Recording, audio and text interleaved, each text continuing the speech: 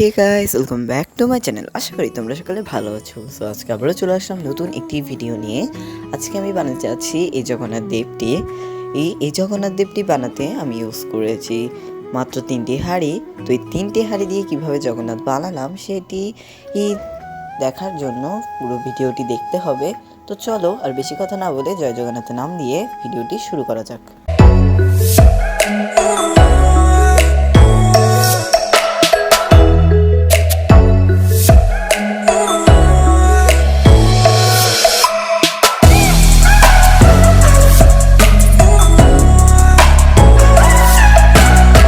জগন্নাথ দেব বানানোর জন্য প্রথমে এখানে আমি নিয়ে নিয়েছি কার্ডবোর্ড অর্থাৎ ঢাল। তো এই মোটা কার্ডবোর্ডের উপরে আমি জগন্নাথ দেবের চেহারাটাকে আঁকবো। তো চলো চেহারাটিকে আঁকা যাক। প্রতি বছর আমাদের জগন্নাথটা তৈরি হয় রথের আগে, বাট এবছর প্রথমবারের মতো আমরা পালন করতে যাচ্ছি স্নানযাত্রা, যার জন্য এবছর স্নানযাত্রার আগেই তৈরি হয়ে গিয়েছে আমাদের এই জগন্নাথ দেব। জগন্নাথ দেবের মুখগুলো এঁকে নেওয়ার পর এখন আমি সেগুলো কেচি দিয়ে কেটে নিচ্ছি।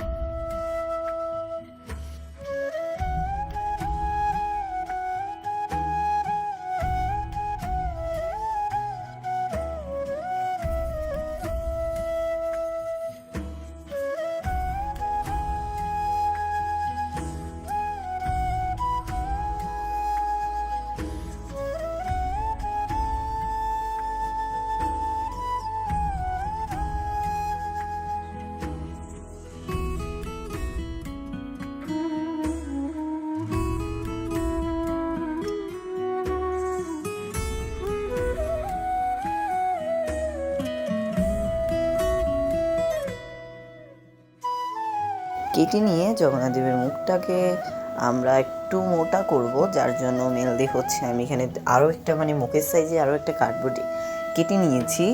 তো কার্ডবোর্ডটাকে কেটে নেওয়ার পরে মাঝে আমি কিছু কার্ডবোর্ড ইউজ করব এবং কার্ডবোর্ডগুলো দিয়ে সেটাকে একটু উঁচু করে নিব।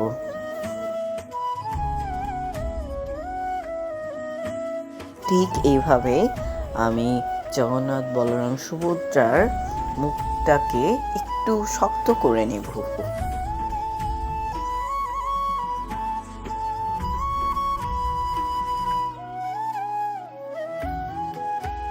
সাথে আমরা সাইডেও কার্ডবোর্ড লাগিয়ে নিব এবং এভাবে আমরা জগন্নাথ দেবের মুখের ডিজাইনগুলো কমপ্লিট করব। এবং এখন আমি হাড়ির মধ্যে কিভাবে যেন লাগাবো সেটা তোমাদেরকে দেখাবো। তো প্রথমে এখানে আমি তোমাদেরকে দেখিয়ে দিচ্ছি গাম দিয়ে লাগানোর পরে অর্থাৎ গ্লু স্টিকে গ্লু লাগানোর পরে এটা কেমন দেখাচ্ছে। এখন আমি হাঁড়িগুলোকে নেব এবং এখানে আমি ইউজ করব বোতলের মুখাগুলো। আমি এখানে 3টা বোতলের মুখা নিয়েছি এবং এগুলো হচ্ছে প্লাস্টিকের বোতলের মুখা যেগুলো পড়ে থাকে। তো এখানে আমি প্রথমে সেগুলো নিয়েছি এবং গ্লু দিয়ে লাগাবো। তারপরে ঠিক এইভাবে জগন্নাথ বলরাম সুভদ্রাজির মুখগুলোকে লাগিয়ে নেব। এরপর আমরা জগন্নাথ দেবের হাত বানাবো, তো যার জন্য পেপার রোল করে নিয়েছি। পেপার রোল করার পরে হাতের ডিজাইনের জন্য আমরা গোল গোল করে কার্ডবোর্ড কেটে নিব সেই রোলগুলোর পেপার রোলগুলোর সাইজে এবং সেখানে ডিজাইনগুলো করে নিব। যেমন জগন্নাথ দেবের হাতে চক্র, শঙ্খ, বলরাম দেবের হাতে লাঙল, গদা। তো ঠিক ডিজাইনগুলো করে নেওয়ার পরে এরকম হয়েছে জগন্নাথ দেব। এখন আমরা জগন্নাথ দেবটাকে কালার করে নেওয়ার জন্য প্রথমে এখানে হাঁড়িগুলোতে আমরা জেসো অ্যাপ্লাই করছি। তো জেসোটাকে আমি প্রথমে হাঁড়িতে লাগাবো, তারপরে ঠিক জেসোটা এখানে অনেক পরিমাণ মোটা লেয়ারের একটা জেসো এবং আমি 1 লেয়ারই দিয়েছি। এবং মুখে আমরা একটু ওয়াটার ইউজ করে পাতলা অর্থাৎ ঘনত্ব কম পূর্ণ একটা জেসো ইউজ করব।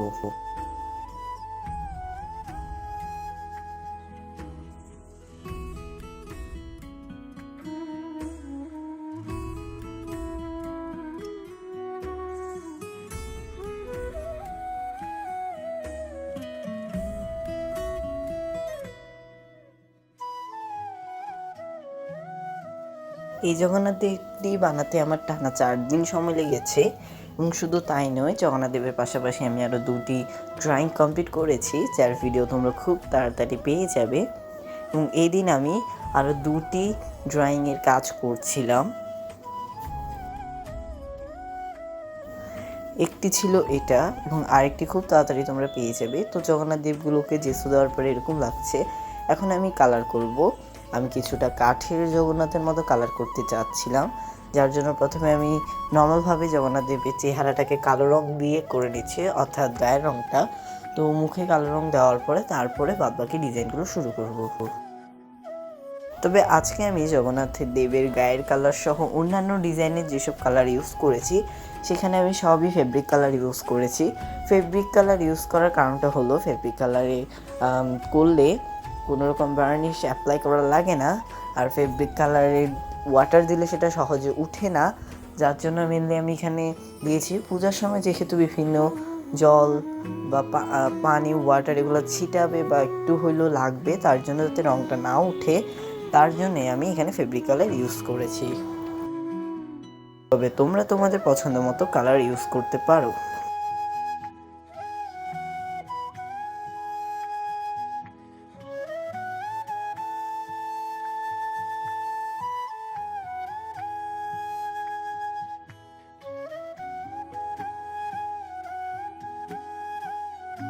একইভাবে এখন আমি বলরামের গায়ে সাদা কালারটাকে করে নিচ্ছি।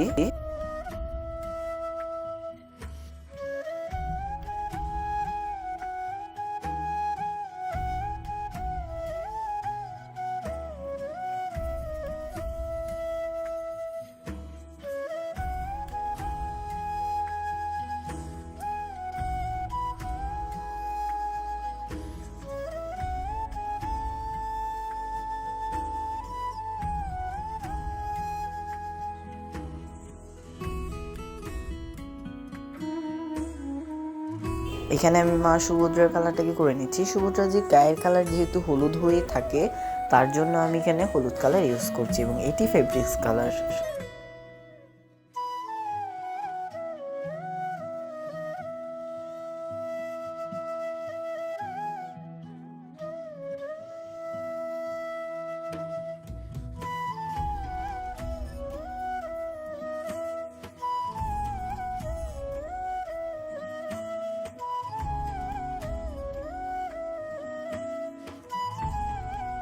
জগন্নাথের গায়ে ডিজাইনগুলো করে নেব, যার জন্য প্রথমে চোখের যে সাইডটা লাল অংশ হয়ে থাকে সেখানে লাল অংশটাকে কালার করে নিচ্ছি। এবং আমি এখানে যখন লালটাকে কালার করে নিচ্ছিলাম আর ডিজাইনগুলো করছিলাম এবং চোখের ডিজাইনগুলো করছিলাম, তখন আমি ফেব্রিক্স কালারটাতে কোনো পরিমাণ ওয়াটার ইউজ করিনি।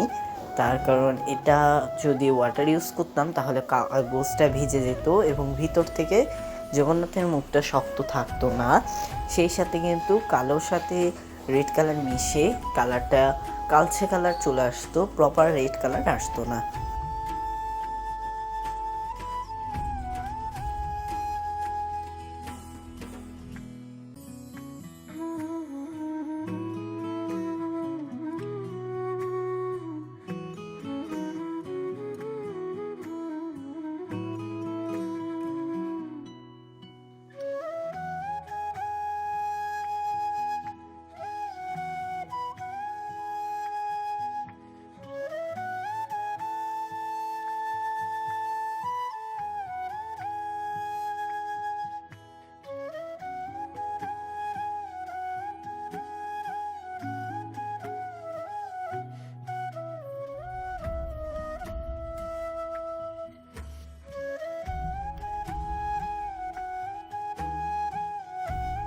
ঠিক একইভাবে এখন আমি বলরামজিকেও কালার করে নিচ্ছি, যার জন্য এখানে আমি রেড কালার ইউজ করছি।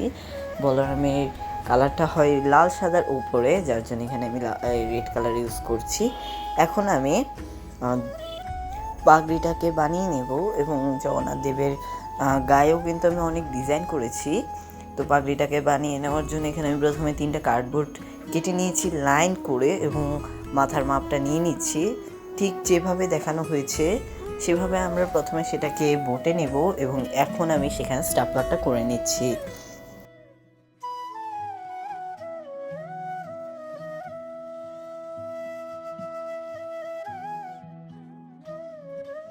এভাবে আমি বাদবাকি পাগড়িগুলো তো স্ট্রাপলার করে নেব।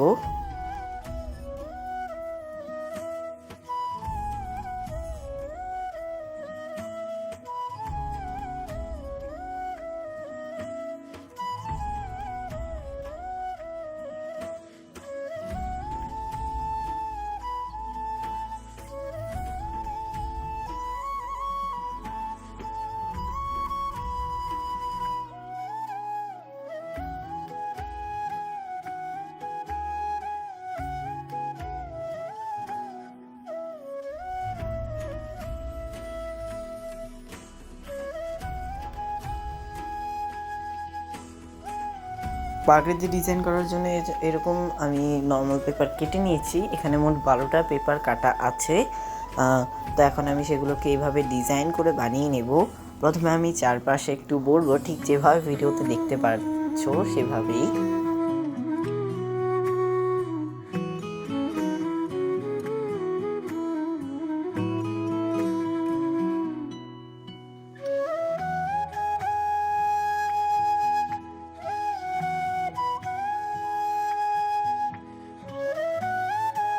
এবং এরপরে ফেভিকল গ্লু দিয়ে সেটাকে আমি অ্যাটাচ করে লাগিয়ে নেব।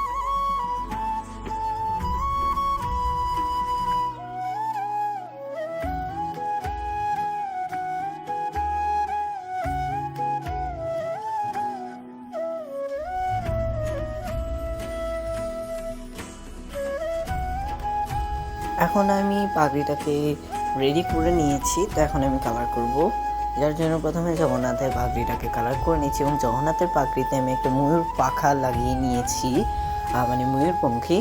তো এখন আমি এখানে সবুজ কালার ইউজ করছি, ফেব্রিক কালার। এখানে আমি 3 রকমের কালার দিয়ে ডিজাইন করেছি, মানে আমি 2টা শেড রেখেছি, সবুজের এবং ব্লু কালার দিয়ে ডিজাইন করেছি। তো আমি প্রথমে গাঢ় সবুজটাকে অ্যাপ্লাই করে নিচ্ছি, এরপরে হালকা সবুজটা সাইডে অ্যাপ্লাই করব এবং পরে ব্লু দিয়ে ডিজাইন করে নিব।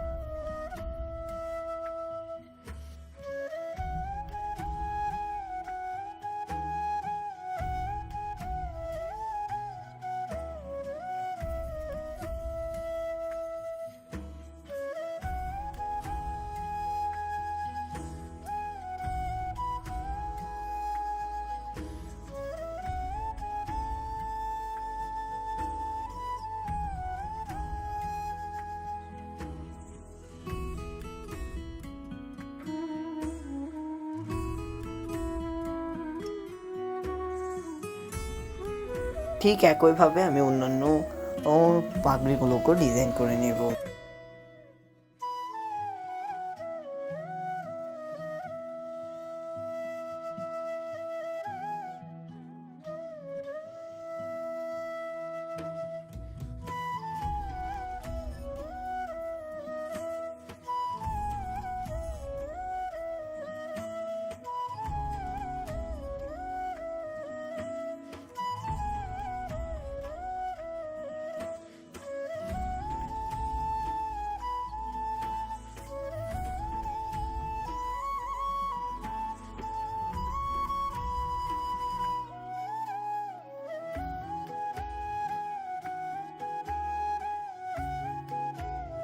এখন আমি তোমাদেরকে জগন্নাথ দেবের জামাগুলো দেখিয়ে নিচ্ছি। এখানে যে দেখতে পাচ্ছ ঘাগরার মতো, সেগুলো হচ্ছে মেইনলি জগন্নাথ দেবের জামা, এবং ওড়নার মতো যেগুলো দেখতে পাচ্ছ ছোট ছোট, এগুলো হচ্ছে জগন্নাথ এবং বলরামের 2 হাতের উত্তরীয়, যেটাকে ওড়নাও বলা চলে, এবং বড়টা হচ্ছে সুভদ্রা দেবীর উত্তরীয়, অর্থাৎ